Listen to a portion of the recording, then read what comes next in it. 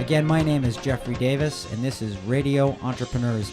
You know, we love talking to entrepreneurs, and we always talk about how they come in different shapes and sizes.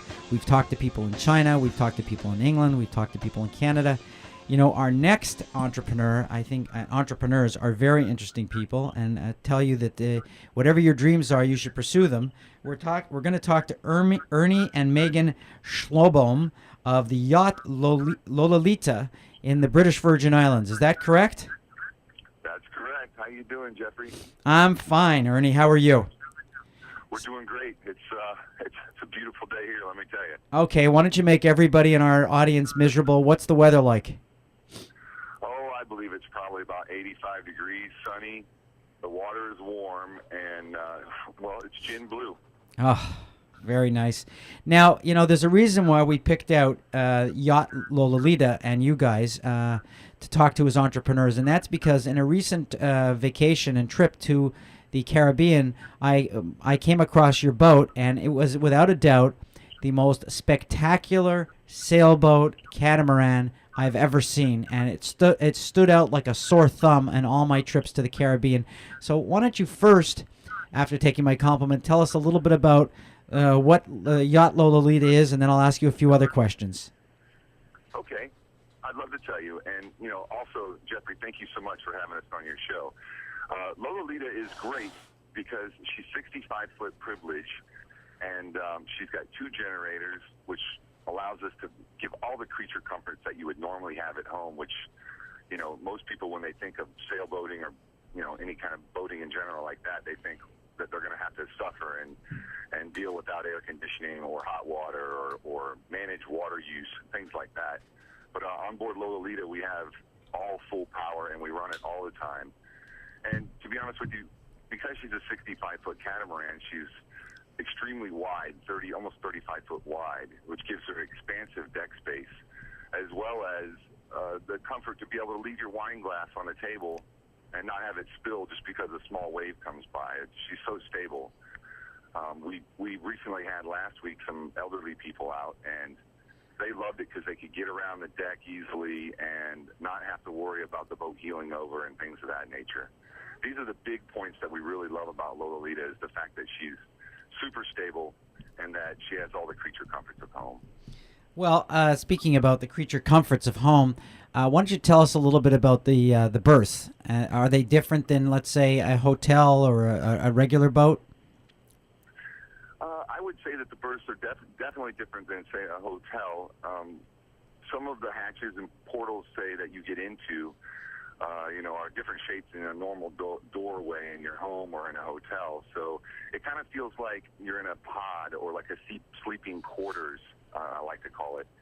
But we do have 3 queen-size rooms, all of them with plenty of locker space and closet space. And then we have one center master cabin, which is luxurious and with a walk-around bed and, of course, has its own shower and bath. They all do. But, I don't sense when I'm on board the boat that it's too much. It's not that crazy different, but it does give a nice feeling of you're away from home, and it's something that's special to do. And what about the food? Is that any different as well? Well, I'll tell you what I'm going to do. I'm going to hand the phone off to my wife really quick and let her go into that category for you. I personally think she's a great chef, and she loves to prepare meals that are out of this world and cater to the guests in specific. But I'll let her talk to you just real quick. Here she is. Hi, Jeffrey. Good to hear your voice. Thank you. This is Megan. Hi, everyone. Nice to meet you. Nice to meet you, too. Megan, talk to us a little bit about what guests expect in terms of food when they come to Lolalita. Well, that's an interesting question because it's more about what I can expect. Every time someone comes out on our boat, I receive a preference sheet beforehand, and it helps me get an idea of what they like, what they don't like, what they love, and how I can cater to their, especially allergies and food preferences, and things that you may not like. I read it and I think of myself. I think of what I would like someone else to cook for me, and it takes about a day to get to know someone, a group of people. And I feel like by about day 3, I'm in the groove of understanding what they want and being able to maybe even impress them, I hope. So do you cook like all types of meals? Is it fish? Is it meat? Do you make customized breakfast? Is everything done really to really the specifications of the individuals that come? It really is. The things to consider when they're coming down as far as food is what I can get in the stores, the availability. But, it's such a great yachting haven here. You can find so many things. You can find beef. You can find lamb, pork, all kinds of seafood from octopus to lobster to, Chilean sea bass. And whatever I can get, I try. And especially the ingredients that are available, keeping in mind what the guests want. So yes, absolutely. Everything is catered specifically to the individual group. And I think the most special part about it is not only the flavors and the presentation of the food, but the fact that you get to sit outside in our very spacious cockpit area under the stars at dinner time, of course. You hear the sounds of the ocean. You feel the fresh breeze. There's just absolutely nothing like dining under the stars in the middle of the ocean. So I don't know who wants to answer these next questions. Where does the boat go? I mean, when you're in a hotel, you have the hotel. It's stationary on a beach. Now you have the luxury of going anywhere you want in the Caribbean. Pretty much, weather permitting, of course. Weather is the biggest consideration. Second consideration is where have they been before? Where have they heard about that they absolutely have to go? Ernie is so very good at building an itinerary based around these kinds of things, especially weather and their desires. 15 years in the industry for Ernie and 5 years for me, you can imagine you not only learn the area well, but become very flexible. We are based out of the British Virgin Islands, but we go all the way over to the United States Virgin Islands, like St. John and St. Thomas. We have gone over to the French West Indies, which would be St. Martin, St. Barts.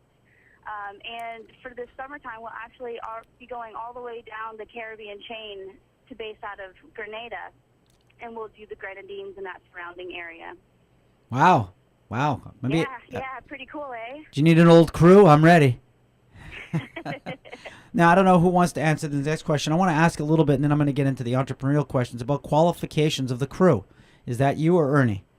Well, how about I pass the phone off to Ernie for that one? He's got the biggest qualifications, so he'll know the most about it. Great. There you go. Back to me, Jeff. Now, Ernie, obviously a lot of people are nervous on the water, so I just wanted to get a sense.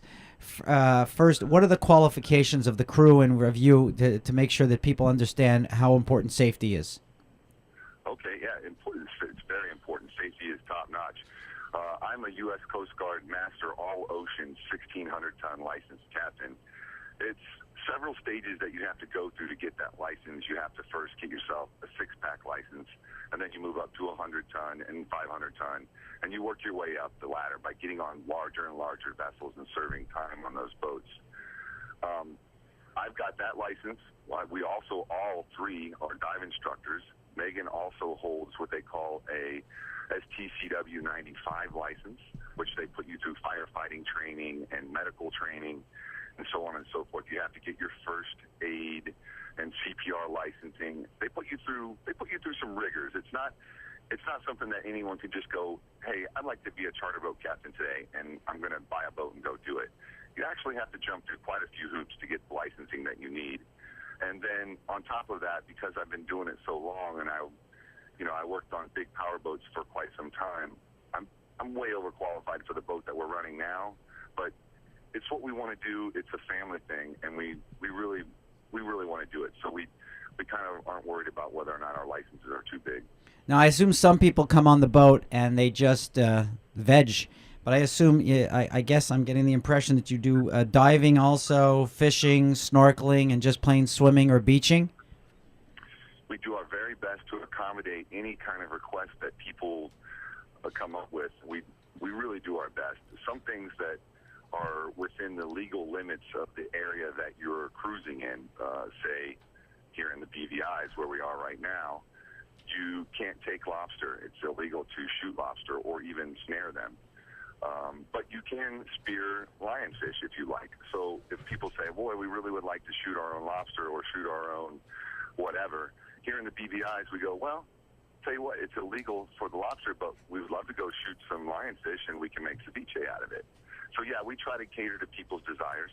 And if we can't accommodate exactly what they want to do because of a legal reason, then we come up with an option that, hopefully suits the best interest. Well, only because of time, let me ask you, what did you do before you had Lolalita? Before we owned Lolalita, I originally started out my career as a pizza franchisor. I worked at Domino's Pizza when I was young, and I ended up buying my own pizza chain and franchising out my own pizza restaurant name. And one day, as I was running I had 5 restaurants. I got up to 5 restaurants. And one day, as I was working in the store, a gentleman came in and he asked me if I wanted to work for him, and he bought all of my locations and made me director of operations for his franchise development company. And we came up with many concepts over the time I worked with him, but he sent me to his main office in Sarasota, Florida, which was over a marina and many boats, and that's where I fell downhill. My love for the ocean happened right then, and I bought a little sailboat, and I started working on fishing boats, and I started working on the weekends for fishing boats, and then next thing you know, it was weekends and Mondays and weekends and Wednesdays, and before long, I just had to quit that job and start working on the water. And one thing led to another. After running many, many boats, power boats, dive boats, you name it, we now have decided, because my son has graduated from school and he's a dive instructor, that we wanted to do a family operation, and we bought our own boat. So you started a family business. Now, here you are, a successful cruise line leader, and you buy a boat. In hindsight, was being an entrepreneur what you expected it to be? That's a good one. Well, don't forget, this show is about entrepreneurship. So a lot of people are entrepreneurs. They're new like you, or they want to get into it. Yeah, it's tough. It's much tougher than I thought it was going to be. I thought we had enough capital.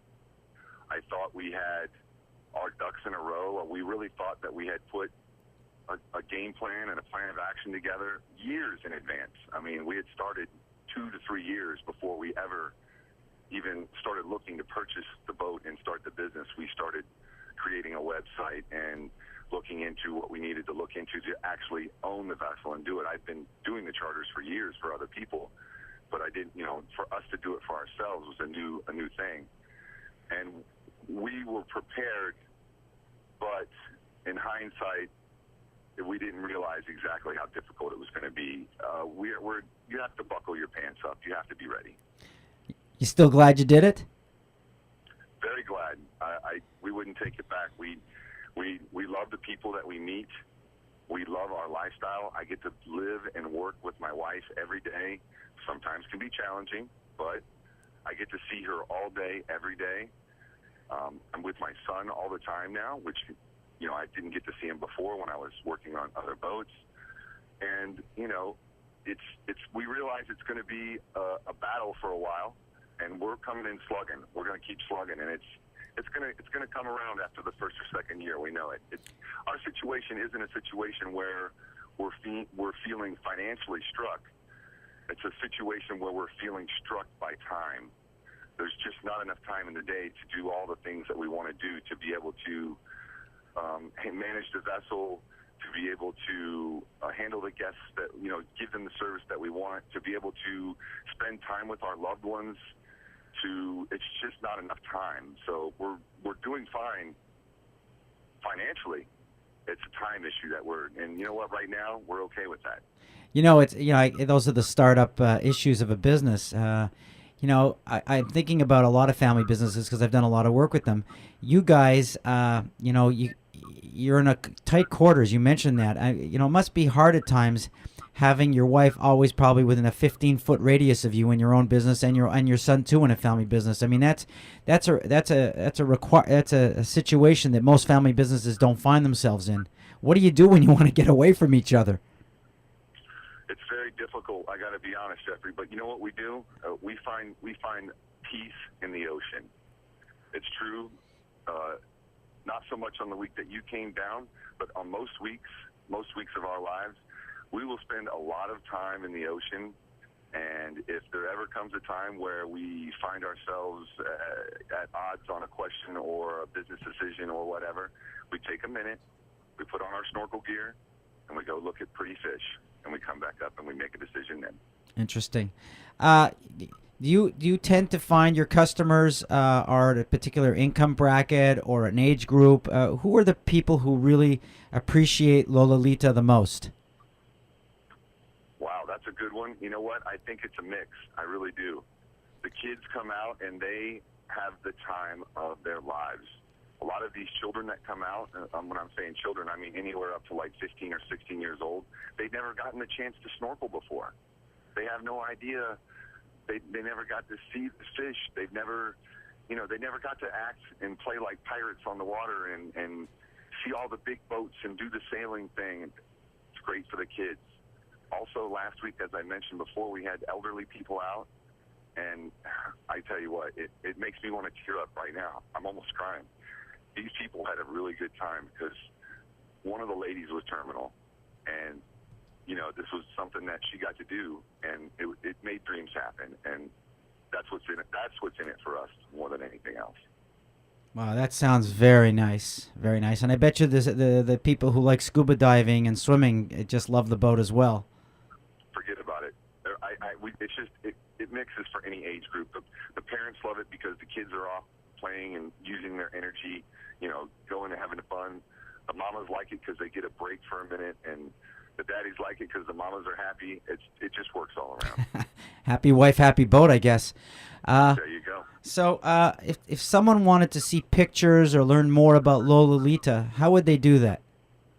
I'm going to let you talk to my wife. She's all about the IT stuff. Here she is again. Hello again, Jeffrey. Hi, nice to speak to you again, Megan.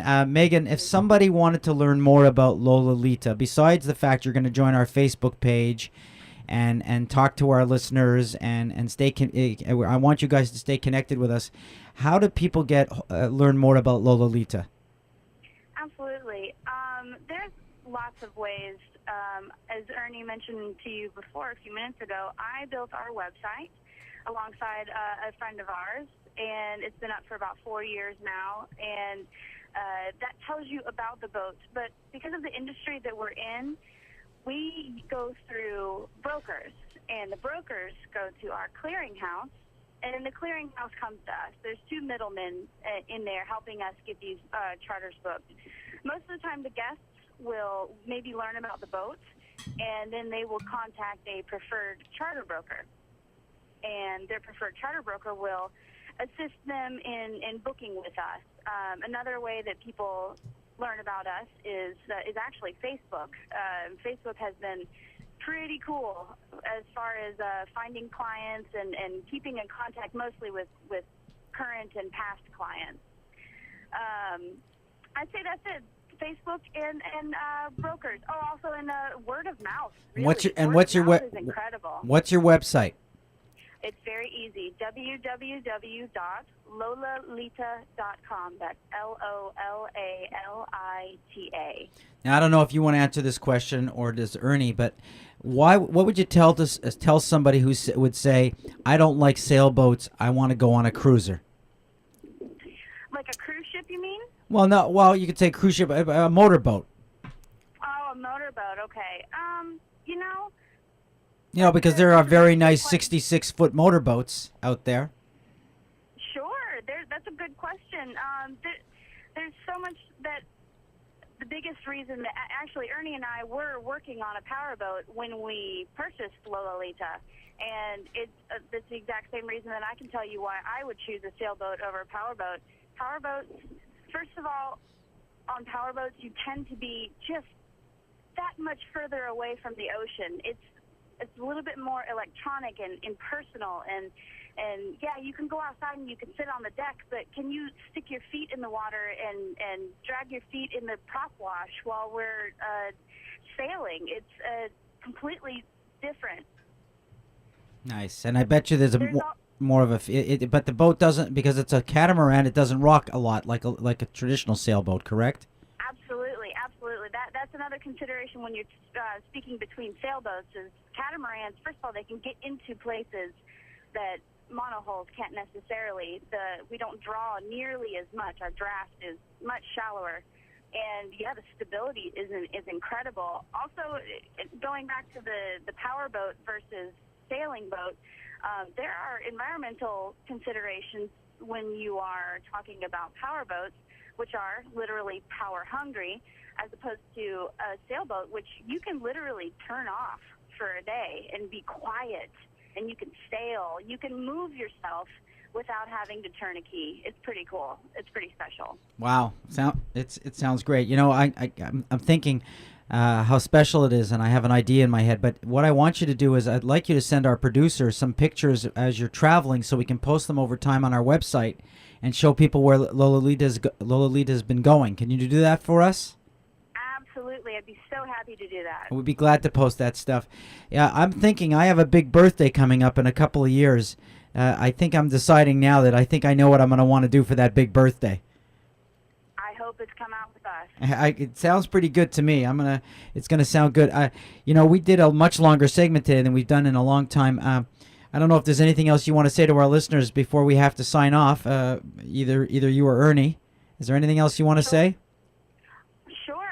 I'm, again, very, very glad to be on this show. And anyone out there who is interested in entrepreneurship, there is absolutely nothing in the world like it. When you get rid of a boss, it's pure freedom. And there's a lot of work that's involved in it, but there's just absolutely nothing like freedom. I think I'd have to agree with you at that. I think that's why I like entrepreneurship. But I married my boss, so you know that's the way it works. Hey, me too. That's okay. That's all right. I'm sure your boss is a lot bigger than mine. But you know, I want to say a really sincere thank you to both you and Ernie for being on the show today. I know you're busy. We're going to look forward to your pictures and staying in touch with Yacht Lolalita. Going to say goodbye, guys. Have a nice day and warm sailing and clear skies. Thanks so much. Thanks, everyone. Have a nice day. Thank you.